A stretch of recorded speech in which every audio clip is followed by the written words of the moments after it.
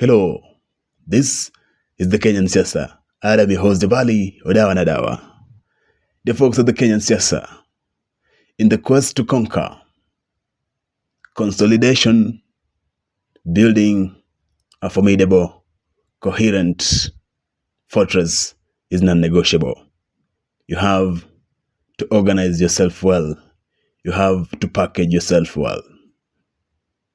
Yesterday, the President William Ruto, had a meeting with the delegation of leaders from the Gusii region.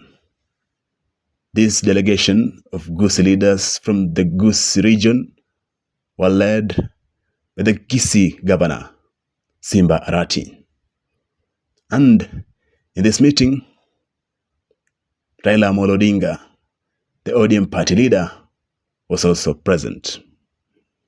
Folks, in this episode, we're delving into the impetus that ignited President William Ruto to reach out to these Gusii leaders for a meeting. I'll take you back to last year in the impeachment of the immediate former Deputy President Rigathi Gachagua.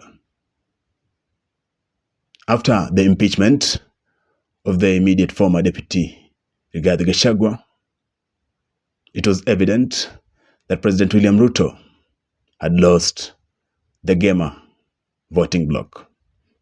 You know it very well that in the 2022 general elections, President William Ruto got half of his total votes from this one region, the Gema region. And if he's now losing an entire Gema region, it basically means that his basket of votes has been greatly punctured. And therefore, a well-calculated action should be taken for compensation of the votes that have gone courtesy of him parting ways with the immediate former Deputy President Rigathi Gachagua. Because after this impeachment, Rigathi Gachagua managed to appeal to the emotions of the Gema region, said that despite the fact that his position had been given to one Kindiki, who also comes from Gema, Mount Kenya, he managed to fashion it, to coin it, and now it appeared like Kindiki is now a mere flower girl and therefore doesn't represent the Gema nation well in the Kenya Kwanza government, meaning that the Gema nation is no longer in the government. Now, after this happened, I beg your pardon, I have digressed a great time, but now I'm getting back to my initial point. Now, with the Gema gone, President William Ruto embarked on a mission of consolidating the Western Kenya region.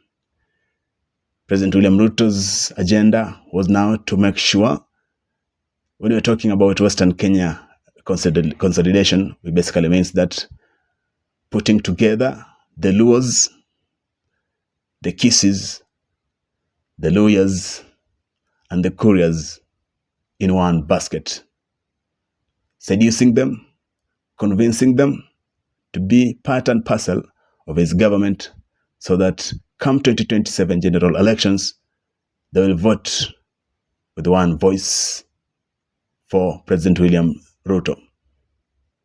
However, as days passed, the Matiangi factor came in. Matiangi is now preparing himself. Matiangi has already declared his interest to vie for the presidency in the 2027 general elections. And we can say that Matiangi has attracted a great admiration in the Gusii region.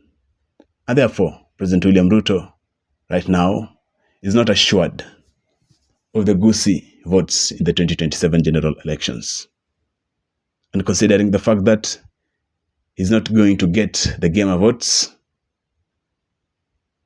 if again the Western Kenya bloc is divided not to vote for him fully, this one technically means that President William Ruto might not make it to clinch or to retain his seat in the 2027 general elections. Therefore, it was wise for President William Ruto to organize this meeting with the Gusii leaders so that he can convince them, he can seduce them to his side to work with him so that the Gusii region becomes part and parcel of the Western Kenya region in his quest to make sure that this region votes as one bloc for him come 2027 general elections. Another reason that might have motivated President William Ruto to reach out to these Gusii leaders is technically to puncture or to fracture Matiangi's stamina in the Gusii region, which will ultimately reduce his bargaining power in the united opposition negotiation table. You know, in politics, it's normally a matter of interest and what you are bringing on the table. Right now, in the united opposition, Kalonzo Musyoka would like to be the presidential flag bearer. Matiangi is also in the race, wants to be the presidential flag bearer of the united opposition. At the end of the day, this gentleman will be brought on the table of the united opposition. A SWOT analysis will be done to determine the one who is well suited for that mantle. Now, when you go to the negotiation table, you have to convince them that I'm the best based on this and this and this. I have this number. I have my full community. I have the full support of my community with me. Those are some of the factors that are normally considered on that negotiation table. Now, if President William Ruto manages to isolate Dr. Fred Okengo Matiangi from his community, said that the Gusii community embraced President William Ruto, when Fred Okengo Matiangi goes to the negotiation table of the united opposition, he won't have the upper hand. He won't have a formidable bargaining power because the likes of Rigathi Gachagua and Kalonzo Musyoka will just, from a surface analysis, dismiss him because he doesn't have even the support of his community. Now, with that, technically, he can't be suited to be the flag bearer of the united opposition political faction. Dear folks of the Kenyan Siasa, we reached the halt of this episode. For those of you who are subscribed to our YouTube channel, the Kenyan Siasa, we're humbled, we're glad, thank you. And for those of you who are not subscribed to our YouTube channel, the Kenyan Siasa, we beseech you to show us some love by subscribing, then hit on the notification bell to get notified whenever we upload content. Until next time, I'm Jabali, Odawa and Adawa. Bye-bye.